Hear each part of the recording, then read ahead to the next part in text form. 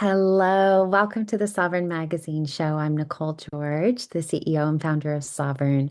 Our show is a transformational experience where conscious conversations meet embodied wisdom. Each episode invites visionary healers, thought leaders, and change makers to share their journeys of awakening, offering our listeners practical tools and soul-stirring insight to reclaim their inner authority. Today we have Efrat Shokef with us today. Excuse me, it's very early for me, so my brain's not quite awake yet. Why don't you introduce yourself, my love? So I'm Efrat Shokef. I'm a mother to three spiritually aware teens.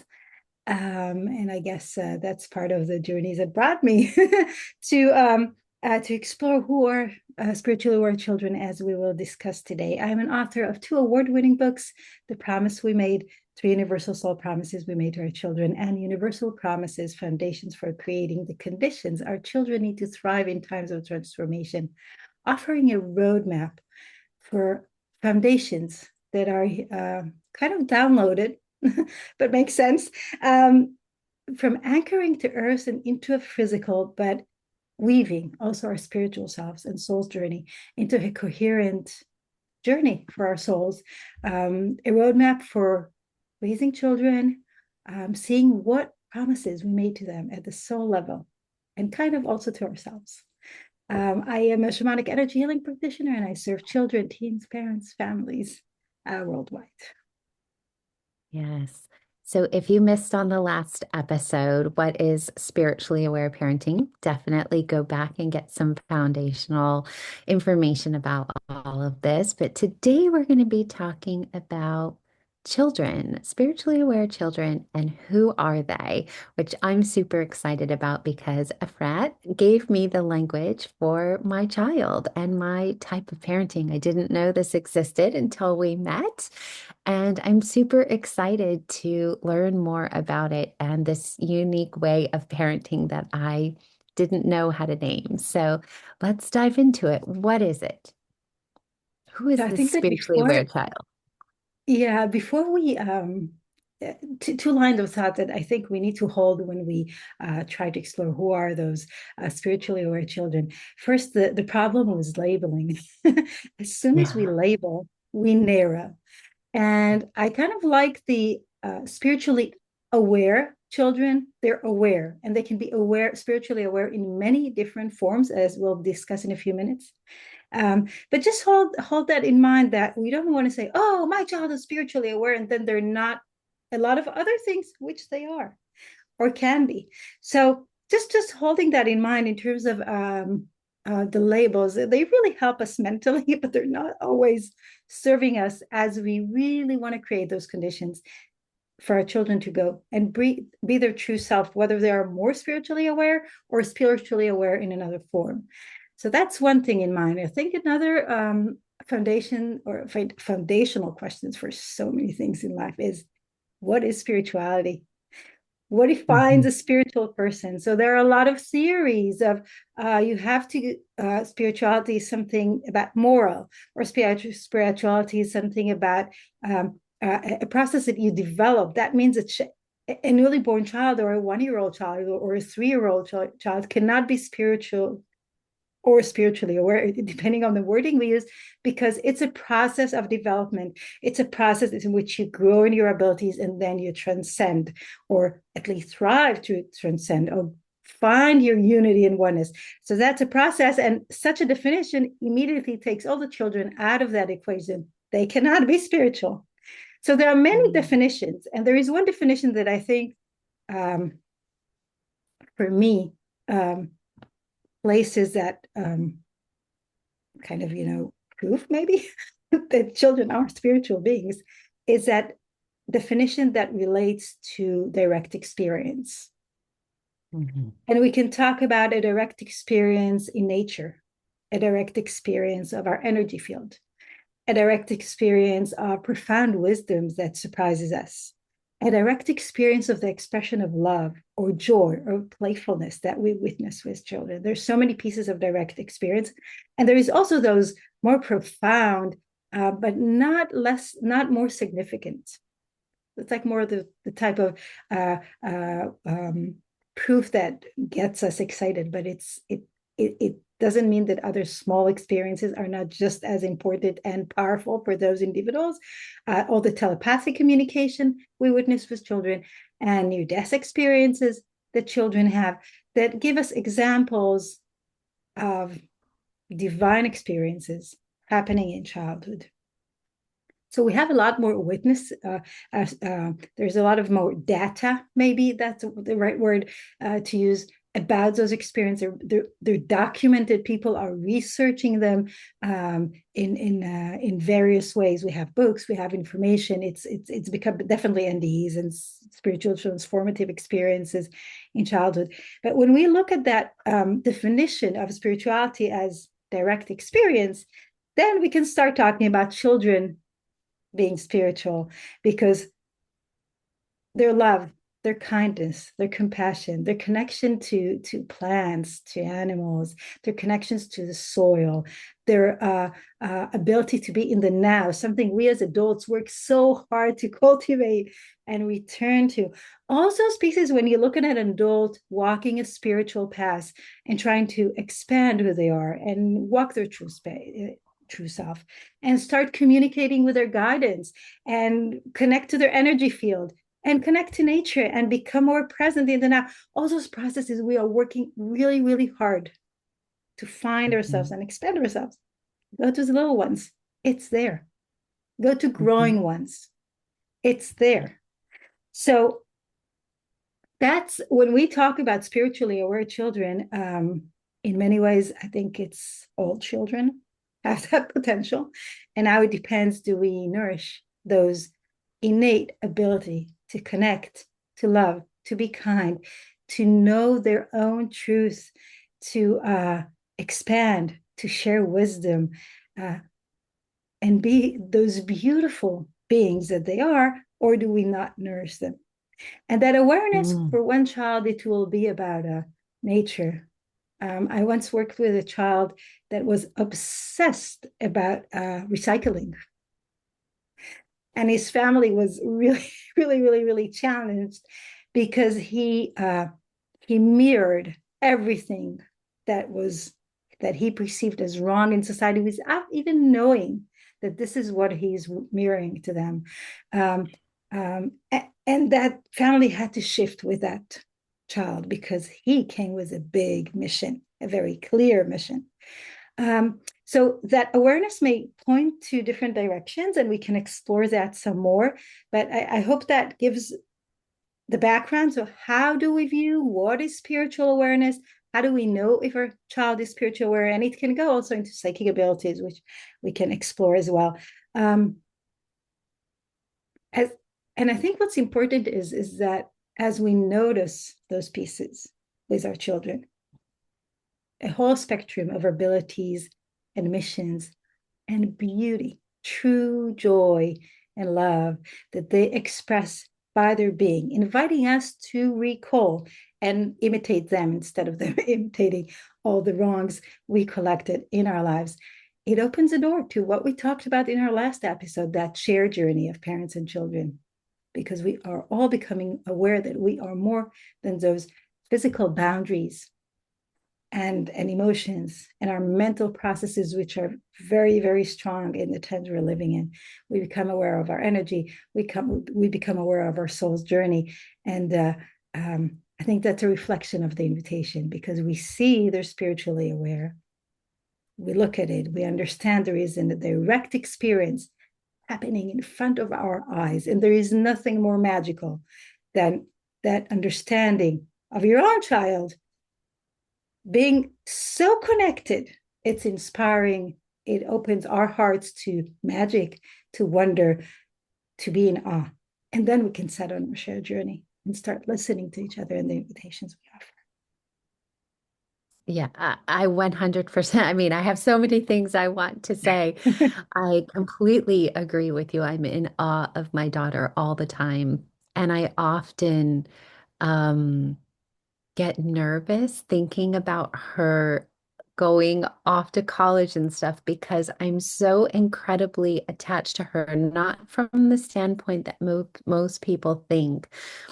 Not from the sense like, oh, my baby, I don't want her to go. Of course, I have that. But it's from the standpoint of she helps me grow so incredibly deeply, deeper than I think I would do on my own because of her level of awareness and just how she views the world. She views the world very differently.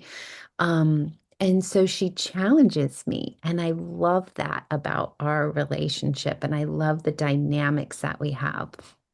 And one of the things you were talking about is nourishment and nourishing who they truly are and things like that. And I would love to share with the audience that I didn't know that the type of parenting I preferred was something different than traditional. I just knew I didn't want to be parented how I was parented. And I was looking for nature and things like that. And so we, through sixth grade, we brought her up in Waldorf education, which is very nature-based and, feelings-based and not a lot of media and things like that.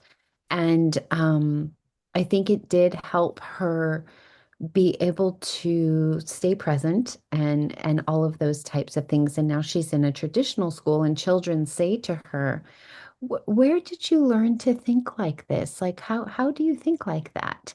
And they notice that she is different, and they notice that our house is different. We don't have TV on, like we just don't have it. And but they love coming here because they always say that it's peaceful, it's quiet, it's the they don't need those things. They just need each other to talk. And so it's very fun to witness. But what I wanted to go back to with the nourishment conversation, so I kind of wanted to set that foundation, is when we are deciding as parents, we have to decide to send them to school or whether they will have, TV and all of these types of things. How do you recommend to your clients to nourish a spiritually aware child? Like, do you take the cues from them? Do you take the cues from yourself? Like, where does that begin?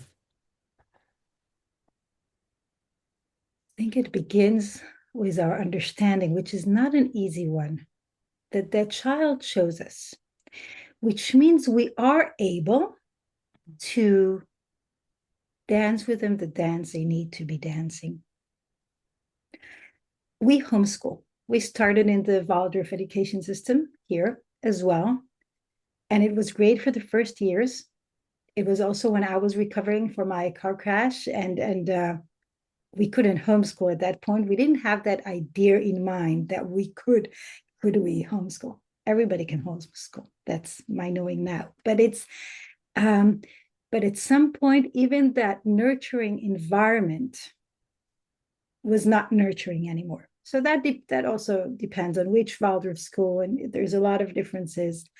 But we were looking at it, and the call to go into homeschooling was a dance of from both sides. We were abroad for a year. The girls were not in school. We had an amazing year. We came back. They wanted to go back to school because of their friends. And along that year, they were suffering. It was so horrible. I was keep saying, why don't you just come back home and we'll figure it out? But they didn't want to. But at the end of that year, one of them said, I'm not going back to school. School is not nurturing. I'm not expanding. I'm contracting.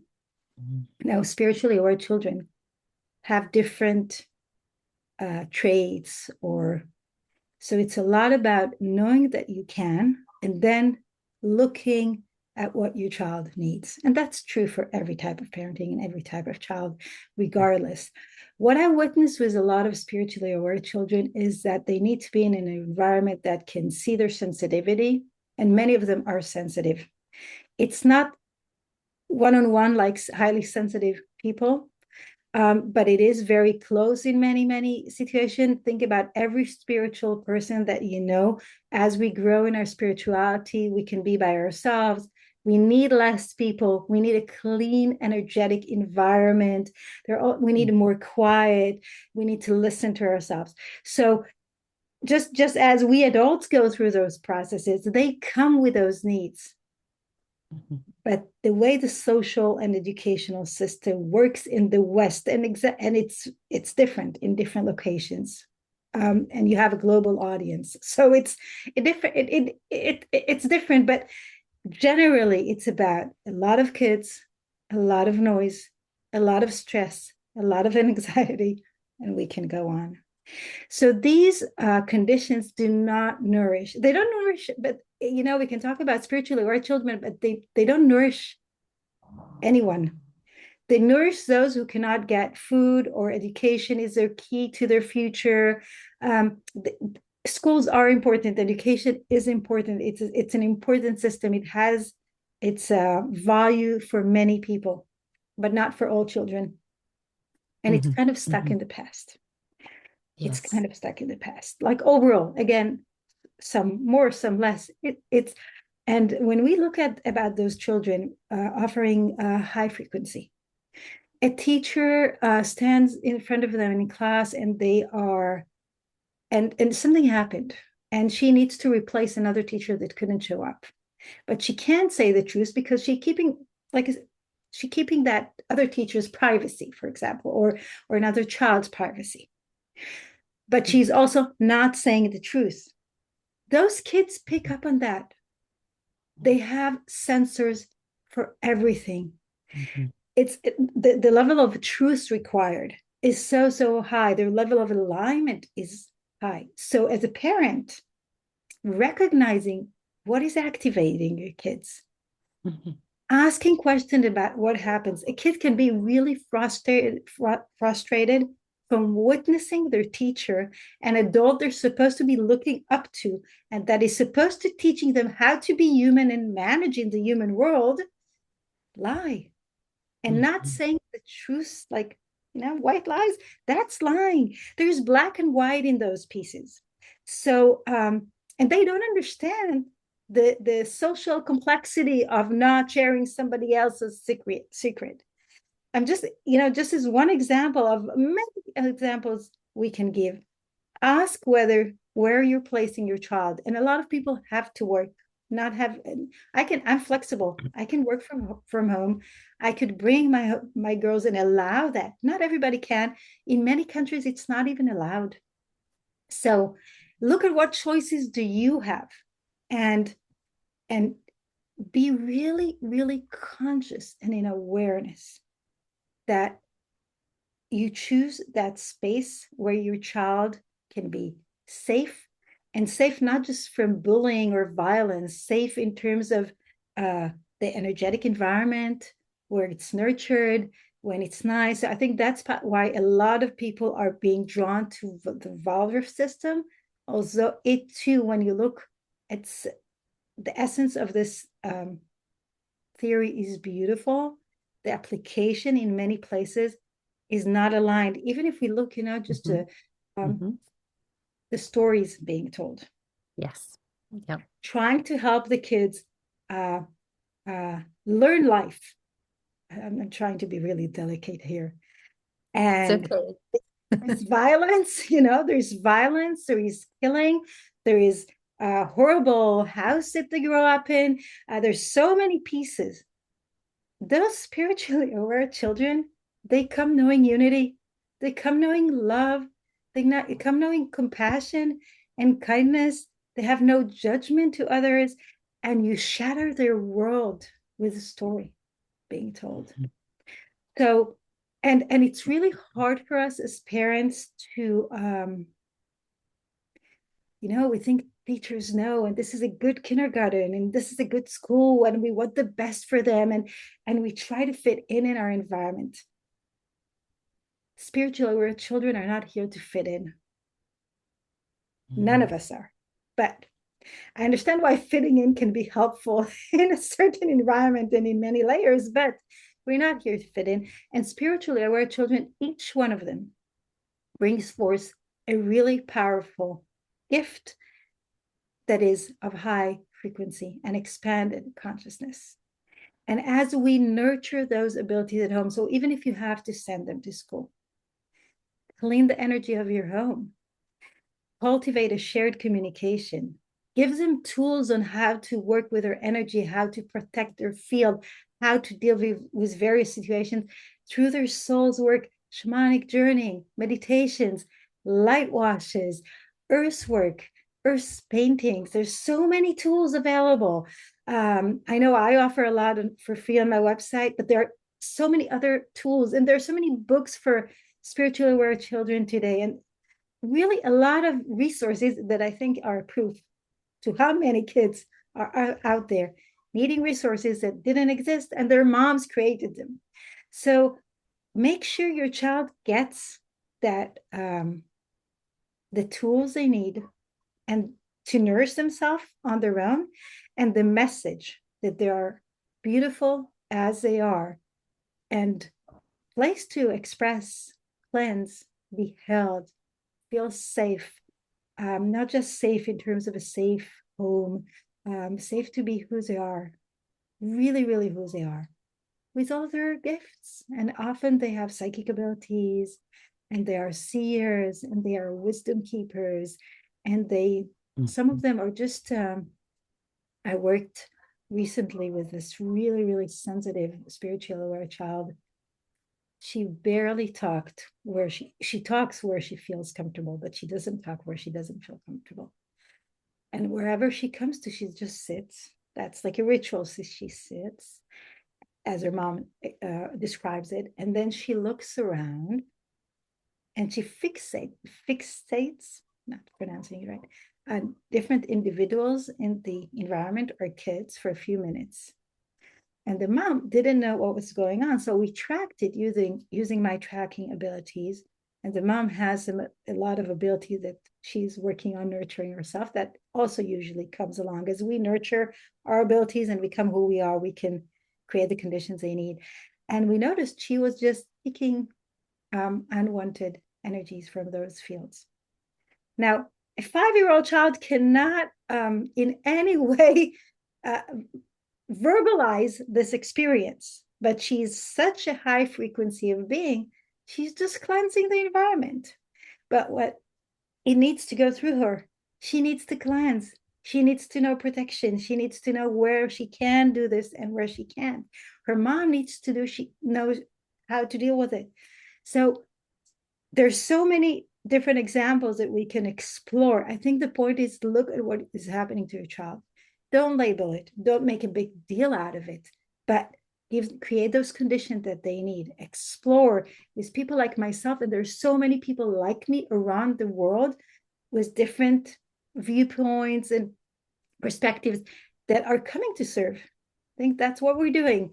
We're helping out in those terms, and it's a growing movement is not the right word, but it's a growing understanding.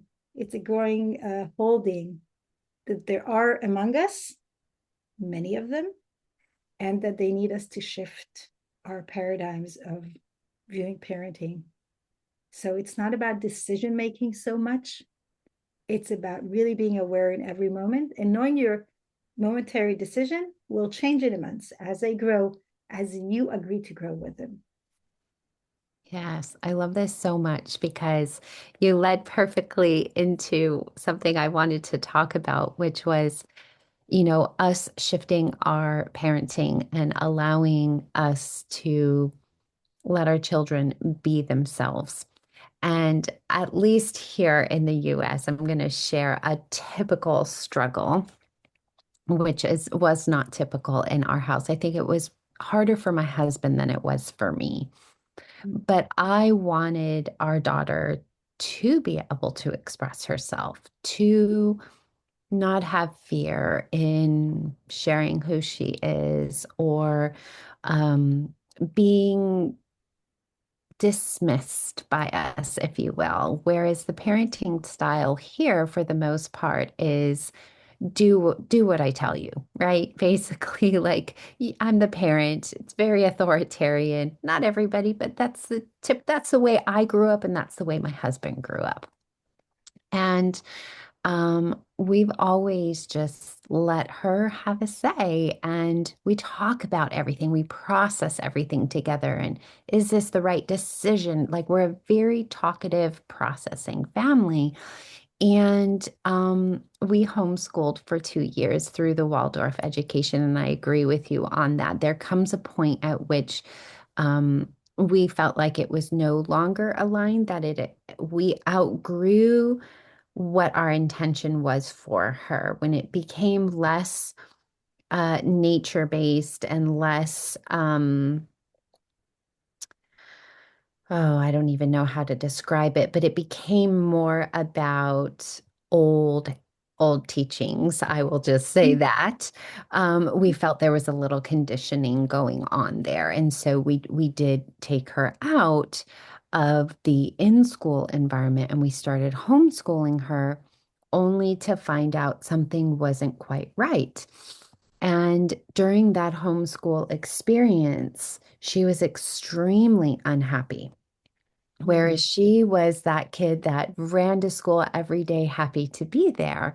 And so within that, she finally was able to verbalize in sixth grade that socializing is what lights her up, that she needs to be, that's what lights her brain up and is ready to learn is when she's in community.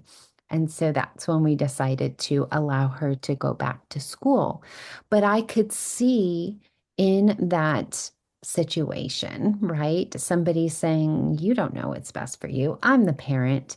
I'm the one who makes the decisions for you. And so, where I'm going with this is as a parent, and us needing to be more aware of our children's desires. Because, like you said, they know, my daughter knows what is perfectly right for her. And she's able to say to me, no, mom, I trust you on this one. Like you make really good decisions about this. I'm going to let you handle that one. Or, no, I feel really strongly about this. She is 14 now, so she can say that. But how do you express to parents that they can give their children that agency and that ability and to have that conversation with them when all they know maybe is an authoritarian way? I think we all come with our internalized belief system guiding how we're acting, how we're engaging in the world, including as parents, as partners, as family holding and managers. You know, there are various aspects to that. I think one of the invitations these children offer us is that opening of our heart to the shared dance, as we talked earlier. You can't, I mean, I haven't witnessed myself somebody deciding to change their mindset and that being enough. We go back as soon as a stressful situation comes along, we go back to our automatic behaviors, what we've learned to be safe. I'm saying safe because it's what's comfortable is safe, but it's not necessarily truly safe or aligned to who we are and who our children are and what the invitations they offer us. But when we understand we want to create the conditions for our children to be who they are and express who they are and be able to know when they need guidance, sorry, and when they need our intervention and when they trust us to make a decision and when they don't feel comfortable with our decision and want to be able to have their input or make a decision for their own, Mhm. we need to be who we are first. So it's a journey. It's a journey. We realize that's what we want to offer our kids. So what do I need to do? What do I need to heal? And often this is a deep healing process that needs to take place. What do I need to do so that I can show up as who I am, fulfilling the promises I made for myself? Mm. I write about it this a lot in my second book, Universal Promises. But it's we don't know what they promised themselves. We don't know their soul's journey, and we will not know it is something they keep a secret from themselves, as we keep our journey a secret from ourselves. So what we can do is walk the path of becoming who we are as best as we can. And we know we are where we need to be when we are joyful, when we are happy, not just empty happiness, but happiness of the journey of being, even of Mhm. growing, which can be really challenging. But it's, you are where you need to be, or because of signs and synchronicities that suddenly happen around us. There are many ways for us to know, for spirit to tell us you're on your way. And that is communicated to our children. It's communicated energetically. You don't need to say anything. We don't need the language for that. I'm trying to be who I am so that you can be who you are. So it is Mhm. less of a, we can talk about little examples like when a child says, my tummy hurts, I don't want to go, then we respect that. That's like a very literal example of how we handle, we teach them to trust what they know. But that can be very uncomfortable for us because we need to be someplace, or we promise we would show up, or we feel uncomfortable on canceling on a friend. There's so many, we're living in a complex social system that expects us to align. And that feels very uncomfortable when people like you or I'm generalizing here, but I think that's true, show up and say, oh, this doesn't work for me. I'm going to make a different decision, like taking my kids out of school. That wasn't easy for many people that we love in our community because we were Mhm. reflecting something that was saying Mhm. something is wrong here. So Mhm. maybe it's just our daughters, but maybe it's true for some other kids, very highly sensitive and spiritually aware as well, as I believe it was. Yeah. So it's not an easy process, but it's so rewarding.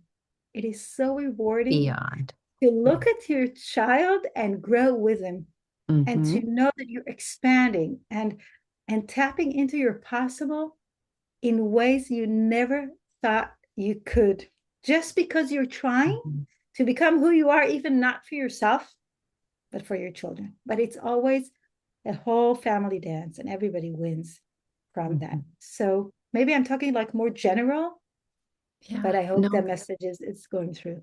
Well, we're going to get deeper. So, you said it's a whole family dance. And on our next episode, we're going to be talking about the parent-child soul agreement. So, we're going to be getting even further and deeper into all of these episodes. So, if you have really enjoyed our conversation today, definitely like, share, subscribe. All of Efrat's details will be in the show notes. She's also in our community, community.sovereign-magazine.com. She has her own community within ours called Spiritually Aware Families, and she holds special calls once a month. So if you're looking for a space to connect with her, definitely come there as well. Well, you are a wealth of knowledge, and I cannot wait for more. And we will see you on the next one. Thank you, Nicole.